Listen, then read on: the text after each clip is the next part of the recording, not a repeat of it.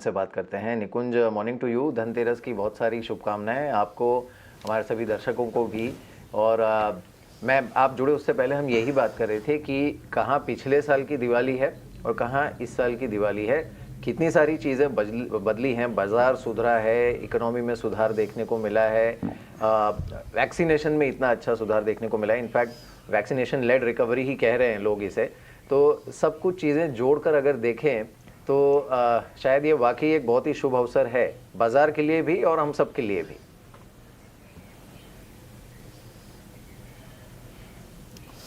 मीर, आपको भी धनतेरस की बहुत बहुत शुभकामनाएं। जी हाँ, पहली बार मीर आप बोल सकते हैं कि एक प्रकार का उत्साह, एक प्रकार का फेस्टिवल का माहौल इस समय ज़रूर है।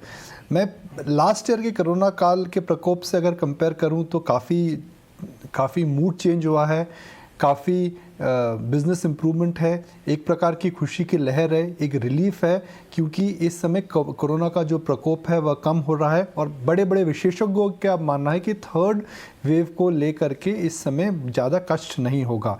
मगर मीर 2020 की बात नहीं है, 2019 के अंदर भी इकॉनमी में धीमापन था। अगर आपको याद हो तो सरकार ने कॉर्पोरेट टैक्स काटे थे, इकॉनमी में एक ज़बरदस्त गिरावट आई थी। तो जो मार्केट 2019 में था, 2019 में था, वह भी कड़क नहीं था। 2020 में कोरोना का प्रकोप था और 2021 में ही जाकर के पहली बार मैं बोल सकता हूं that Indian stock markets deserve to be at an all time high. और लास्ट 12 से 18 महीनों में एक an average Indian has made money, unlike previous bull markets में जिसके अंदर प्रमोटर और अक्सर फॉरेन इन्वेस्टर्स पैसा बनाते थे।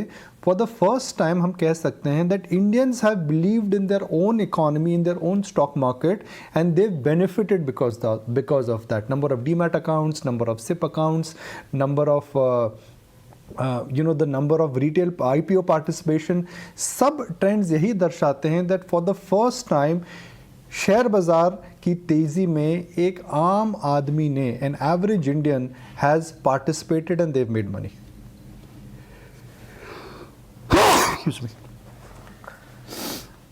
राइट निकुंज, कल का जो डेटा आया, कल GST collections second highest ever पे आ गए, पीएमआई भी 8 मंथ हाई पे, एक्सपोर्ट्स हम 89 और 89 स्वदेश पे हम ट्रैक कर ही रहे हैं कि कैसे ऑटो एंसरी, टेक्सटाइल और दूसरे एक्सपोर्ट्स भी बहुत स्ट्रॉन्ग फुटिंग पे हैं। ई वे बिल्स भी हाईएस्ट एवर पे आ गए हैं।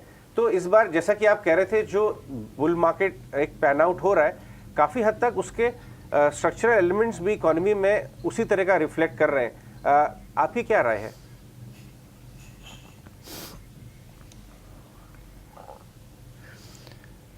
Ajay, bull market is like a cycle.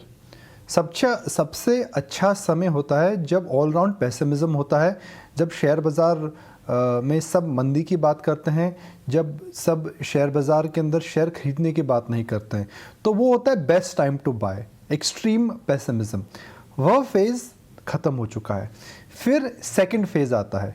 Second phase आता है जहाँ पे इकॉनमी ठीक होती है, नंबर्स दिखने लगते हैं, और फिर भी आपको एक डिसबिलीव होता है कि भाई शेयर बाज़ार ज़्यादा बढ़ गया है। ये जो भी हम अर्निंग्स रिकवरी की बात कर रहे हैं, जीएसटी बिल में हम बात कर रहे हैं कि वृद्धि हो रही है, मार्केट्स क्या उन चीज़ों को फैक्टर इन कर रहा है। सो जो सेकंड स्टेज होता है वो होता है एक प्रकार का डामाडोल सा स्टेज। कुछ लोग पार्टिसिपेट करते हैं, कुछ लोग पार्टिसिपेट नहीं करते हैं। जो लोग पार्टिसिपेट करते हैं वो काफ़ी खुश होते हैं, जो लोग पार्टिसिपेट नहीं करते हैं वो शेयर बाज़ार को खट्टे अंगूर बोलते हैं। वो बोलते हैं शेयर बाज़ार बढ़ चुका है, all the good news is in the price. और थर्ड स्टेज आता है यूफोरिक स्टेज। जो यूफोरिक स्टेज आता है उसके अंदर valuations go out of whack, earnings नीचे जाने वाली होती हैं, इकॉनमी टॉप आउट होने लगती है, और एक प्रकार का माहौल बन जाता है when there is complete disregard for risk. I think we are not there yet, we are somewhere in the second stage कि the best time to buy is behind us, but the best returns are behind अस।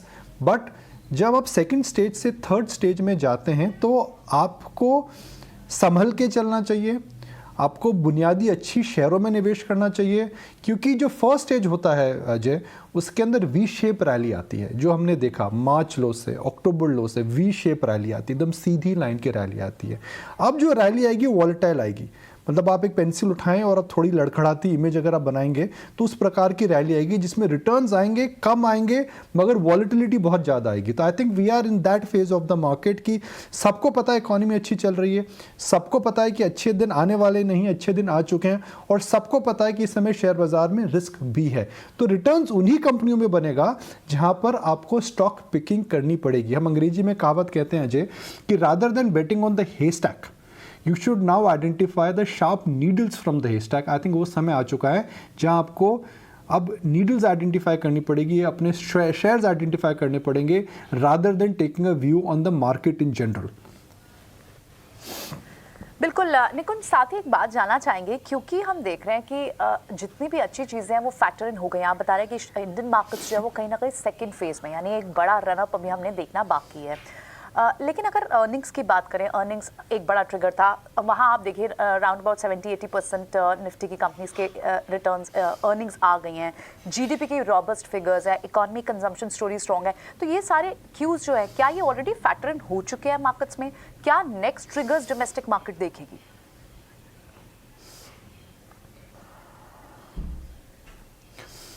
प्रियंका, देखिए earning season की अगर आप बात करें तो earning season के अंदर ऐसा नहीं था कि सब कंपनियों को तकलीफ हुई है, और ऐसा नहीं था कि सब कंपनियों ने बहुत ज़बरदस्त इस समय प्रॉफिट ग्रोथ की को बयान करा है। आप अर्निंग सीजन को दो पार्ट में डिवाइड कर सकते हैं, कहाँ पर नतीजे अच्छे आए हैं, उम्मीद से बेहतर है, और कहाँ पर इस समय कॉस्ट प्रेशर और डिमांड प्रेशर्स हैं। अब वह जानना, और वो काफ़ी सिंपल है। कमोडिटी कंज्यूमर्स अगर आप देखें, जैसे कि कंज्यूमर कंपनीज हो गई, कंज्यूमर ड्यूरेबल कंपनीज हो गई, ऑटोज़ हो गई, उनके अंदर कॉस्ट प्रेशर है और डिमांड का प्रेशर है। अर्निंग अपटिक जो आ रहा है इस समय इकॉनमी रिलेटेड सेक्टर्स में आ रहा है, भले वो कमोडिटी हो, बैंक्स हो, सिक्लिकल हो, इंडस्ट्रियल हो। तो एक नया उस तरह से अर्निंग और आईटी हो, तो वह एक बड़ा डिवाइड सा हो रहा है, और इसी डिवीजन पे आपको फोकस करना चाहिए। आपको आने वाले समय में उन कंपनियों को अभी भी अवॉइड करना चाहिए जो कि हाईली कमोडिटी पे डिपेंडेंट हैं। हम सितंबर महीनों के आंकड़ों की बात कर रहे हैं प्रियंका, मगर जो असली बढ़ोतरी हुई है एनर्जी प्राइसेस में, कमोडिटी प्राइसेस में, वह अक्टूबर के महीने में हुई है। हालांकि कमोडिटी प्राइसेस नीचे थोड़े बहुत आ चुके हैं, मगर जो कॉस्ट प्रेशर आएगा इस क्वार्टर में ज़बरदस्त आएगा, बिकॉज इस समय काफ़ी सप्लाई चेन डिस्टर्प्टेड है। तो इस समय शॉर्ट टर्म में उन कंपनियों से दूर रहिए जिनके अंदर रॉ मटेरियल डिपेंडेंस और कमोडिटी डिपेंडेंस बहुत ज़्यादा है। एक बेसिक बेंचमार्क रखना चाहिए। 2-3 थीम्स मैं आपको कल बता रहा था, उन पे अभी भी नज़र रखनी चाहिए। मेरे हिसाब से anything which is got to do with climate control एक बड़ा थीम है। कुछ कंपनियां हैं जो डायरेक्टली इनडायरेक्टली इसके अंदर हैं, उन पे ज़रूर नज़र रखिए, बिकॉज मुझे लगता है कि अगले 5-10 साल के लिए कि मल्टी बैगर थीम हो सकता है, क्योंकि क्लाइमेट चेंज को लेकर के सब कंपनीज अपना बिजनेस चेंज करेंगी, अपने प्रोसेसेस चेंज करेंगी, और जो भी कंपनी क्लाइमेट कंट्रोल के अंदर या कार्बन एमिशन नॉर्म करती हैं, या एनर्जी रिसोर्सेज बेटर करती हैं, या फिर इनोवेटिव सोल्यूशंस लाती हैं, उनको इस समय काफ़ी बेनिफिट हो सकता है। और जाने से पहले मैं एक और बात बताऊँगा, शायद हम ने डिस्कस नहीं करा। इस समय इलॉन मस्क की जो वेल्थ है मीर, वॉरेन बफेट से 3 गुना ज़्यादा हो चुकी है। तो आपको शेयर बाज़ार इस समय बता रहा है कि किस तरफ आपको जाना चाहिए, किस तरह इनोवेशन हो रहा है, किस तरह मार्केट लीडरशिप आ रही है। It is very hard to imagine that for somebody who understands market risk has spend almost 70 years in the market. Elon Musk, Tesla 20 साल से भी पुरानी नहीं है। आज इलॉन मस्क की जो वेल्थ है वह वॉरेन बफेट से 3 गुना ज़्यादा है। तो markets are voting for EVs, innovation, climate change and disruption. ठीक है, बिल्कुल। तो इन बड़े ट्रिगर्स पर ज़रूर ध्यान देना चाहिए, और जिस तरह से हम देख भी रहे हैं कि प्रधानमंत्री भी बहुत क्लियरली कह चुके हैं कि रिन्यूएबल एनर्जी पर फोकस होगा इंडिया का आने वाले सालों में, और कहीं ना कहीं वो फ्यूल से डिपेंडेंस अपनी हटा देना चाहते हैं। एज अ कंट्री लेवल पर उन्होंने इस बात को एड्रेस करते हुए बताया। शुक्रिया निकुंज आज समय देने के लिए और अपना एनालिसिस हमसे शेयर करने के लिए, बहुत बहुत शुक्रिया आपका।